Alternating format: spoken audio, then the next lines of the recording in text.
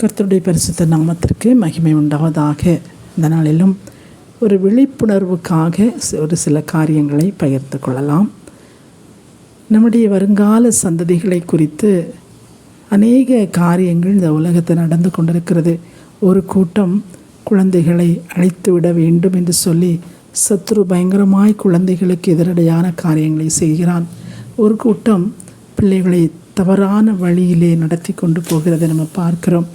இப்படி பல வழிகளிலே குழந்தைகளை இனிவரும் சந்ததியாரை தேவனோடு கூட கட்டி சேர விடாதபடி பரிசுத்தம் இல்லாத ஒரு வாழ்க்கை வாழ பண்ணும்படியாய் அநேக சத்துருக்கள், அநேக மனிதர்கள், துன்மார்க்கர்கள் அவர் அநேக ஆலோசனைகளை செய்து கொண்டு வருகிறதை நம்ம பார்க்குறோம். ஆனால் அந்த நாட்களில் பார்த்திங்கன்னா சபைகளை எடுத்துக்கொண்டால் எல்லா சபைகளிலும் சண்டே கிளாஸ் நடத்துகிறாங்க, விபிஎஸ் நடத்துகிறாங்க, சிறு பிள்ளைகளுக்கு என்று சொல்லி அநேக காரியங்களை நடத்துகிறாங்க.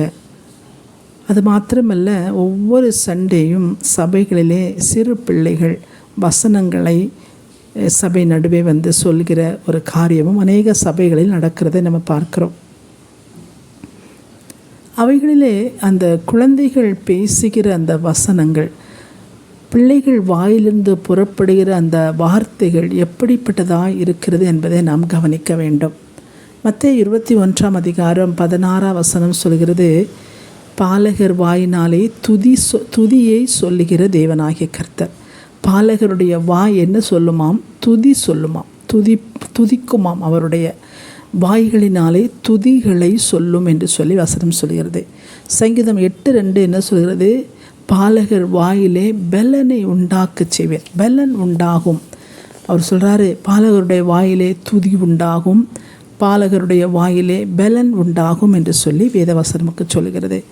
ஆனால் அந்த நாட்களில் நம்ம அறிந்து கொள்ள வேண்டிய ஒரு காரியம், பெற்றோர்கள் மிகவும் கவனமாய் அறிந்து கொள்ள வேண்டிய ஒரு காரியம் என்னென்று சொன்னால், சிறு வயதிலே சண்டே கிளாஸ் என்று சொல்லி பிள்ளைகளை அனுப்புகிறவர்கள் தங்களுடைய பிள்ளைகள் படிக்கிற வசனம் என்ன, தன்னுடைய பிள்ளைகள் சபையிலே போய் நின்று பேசுகிற வேத வசனம் என்ன என்பதை நாம் கவனிக்க வேண்டும். பார்த்திங்கன்னா, சிறு பிள்ளைகள், எல்கேஜி யூகேஜி பிள்ளைங்க, 1ஆம் வகுப்பு பிள்ளைங்க, சிறு குழந்தைகள் கூட அவங்க மைக்கை பிடிச்சிட்டு பேசுகிற வசனத்தை நீங்கள் பார்த்தீங்கன்னா, துன்மார்க்கன் அழிவான், ஆக்கிரமக்காரன் சாவான், பொல்லாங்குவன் நிர்மூலமாகி போவான், எனக்கு விரோதமாக எழும்புகிற ஆயுதங்கள் வாய்க்காதே போகும், விபச்சாரக்காரர், வேசிக்கார கள்ளர்கள் அழிவார்கள், விக்கிரக ஆராதனைக்காரர்கள் அழிவார்கள், துன்மார்க்கருக்கு மடங்கடிக்கப்பட்டு போவான் அப்படின்னு சொல்கிற வார்த்தைகளை அந்த சிறு குழந்தைகள்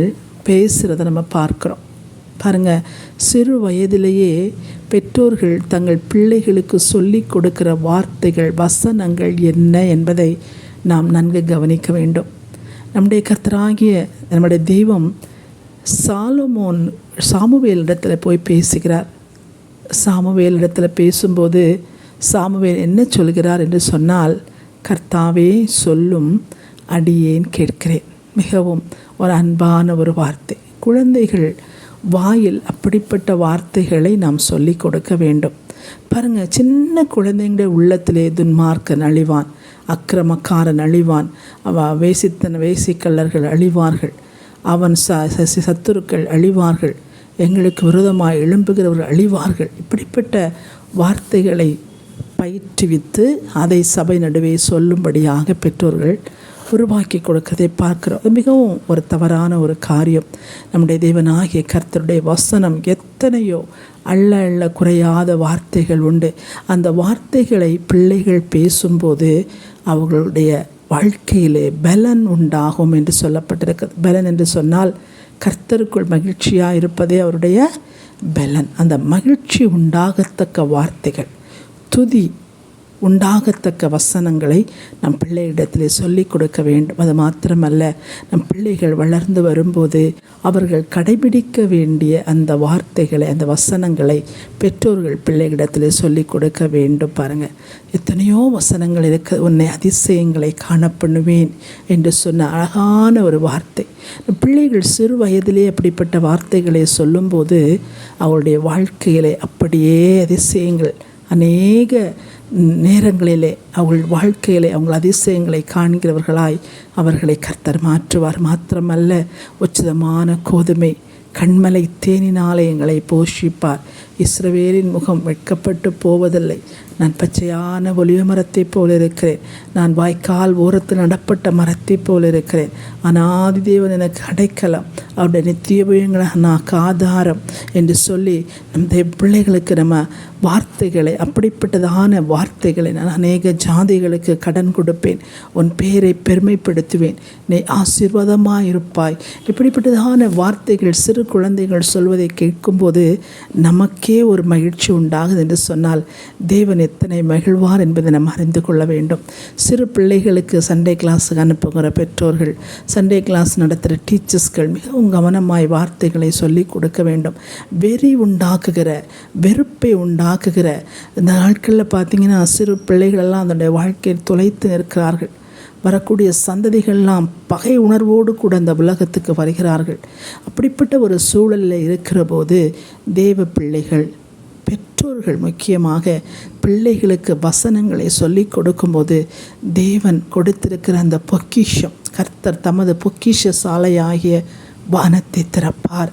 அப்படிப்பட்ட வார்த்தைகளை, தேவன் கொடுத்த அந்த அதிசயமான வார்த்தைகளை அவர் உன் உள்ளங்கையிலே நம்மளை வரைந்து வைத்திருக்கிறார் என்று சொல்கிற வார்த்தைகளை, அவர்கள் நீர்க்கால்கள் ஓரத்தில் நடப்பட்ட மரத்தைப் போல இருப்பார்கள், நீதிமான் பனையைப் போல செழிப்பான். பாருங்கள், இப்படிப்பட்ட வார்த்தைகளை, ஆசீர்வாதத்தின் வார்த்தைகளை, மகிமையின் வார்த்தைகளை, பலனை கொண்டு வருகிற வார்த்தைகளை, தன்னுடைய வாழ்க்கை இப்படியாய் கர்த்தர் மாற்றுவார் என்கிற வார்த்தைகளை, அதனால் வரக்கூடிய ஒரு மகிழ்ச்சி, ஒரு பலன், அதைத்தான் தேவன் மக்கள் நம்முடைய பிள்ளைகளிடத்தில் அவர் விரும்புகிறார் என்பதை நம்ம அறிந்து கொள்ள வேண்டும். நாட்களில் அப்படி அல்ல. அநேக சபைகளிலே பிள்ளைகளை நீங்கள் கவனித்து பாருங்கள். ஒவ்வொரு குழந்தைகளும் சொல்லுகிற வார்த்தைகள் மிகவும் அருவருப்பாக இருக்கிறது. சின்ன குழந்தைகள் 1ஆம் வகுப்பு 2ஆம் வகுப்பு படிக்கிற பிள்ளைங்கள்லாம் பேசுகிறத பார்த்திங்கன்னா துன்மார்க்க நிர்மூலமாகி போவான். அதுதான் எல்லாருக்கும் தெரியுமே. அதை ஏன் குழந்தைகள்கிட்ட சொல்லிக் கொடுக்கணும்? குழந்தைகளுக்கு சொல்லிக் கொடுக்குற வசனம், துதி, பலன் அவளுடைய வாழ்க்கையில் உண்டாகத்தக்க, கர்த்தரை இன்னும் அதிகமாய் துதிக்கிற ஒரு சமாதானம், சந்தோஷம் உண்டாகக்கூடிய வாசனங்கள், அவர்களுக்குள்ளே கர்த்தரை பற்றியதான பலன் உண்டாகுகிற வார்த்தைகள், இவைகளை நம்ம சொல்லி கொடுக்கும் போது அப்படிப்பட்ட ஒரு ஆசீர்வாதத்தோடு பிள்ளைகள் வாழ்வார்கள். பாருங்கள், தெய்வ பிள்ளைகளாக இருக்கிற நாம், பெற்றோராக இருக்கிற நாம், தேவனுடைய ஊழியங்களை செய்கிற நாம் எப்படிப்பட்ட காரியங்களை பிள்ளைகளுக்கு சொல்லி கொடுக்கிறோம். அது நம்முடைய வாழ்க்கையில் பிள்ளைகளுக்கு ஆசீர்வாதத்தை கொண்டு வருமா? வருங்கால சந்ததிகளாய் வாழ்கிற பிள்ளைகள் இருக்கிற சூழ்நிலைகளை நாம் அறிந்து தேவன் பக்கமாய் அவர்கள் இழுக்கத்தக்க நல்வார்த்தைகளை நாம் சொல்லிக் கொடுக்க வேண்டுமே தவிர வெறுப்பையும் கொட்டூரங்களையும் பழி வாங்குறதையும், நம்மளோடு கூட நமக்கு எதிரடையாக இருக்கிறவர்கள் நிர்மூலமாகி போக வேண்டும் என்று விரும்புகிற அப்படிப்பட்டதான ஒரு காரியங்களை பிள்ளைகளுடைய வாழ்க்கையில், சிறு பிள்ளைகளுடைய வாழ்க்கை நாம் விதைக்காதிருக்க வேண்டும். நாம் எதை விதைக்கிறோமோ அதையே அறுப்போம். அதெல்லாம் தெய்வ பிள்ளைகள் மிகவும் கவனமாக பெற்றோர்கள் உங்கள் பிள்ளைகளை நடத்தும்படியாய் இயேசுவின் நாமத்தினாலே உங்களை கேட்கிறேன். கர்த்தர் உங்களை ஆசீர்வதிப்பாராக. ஆமேன்.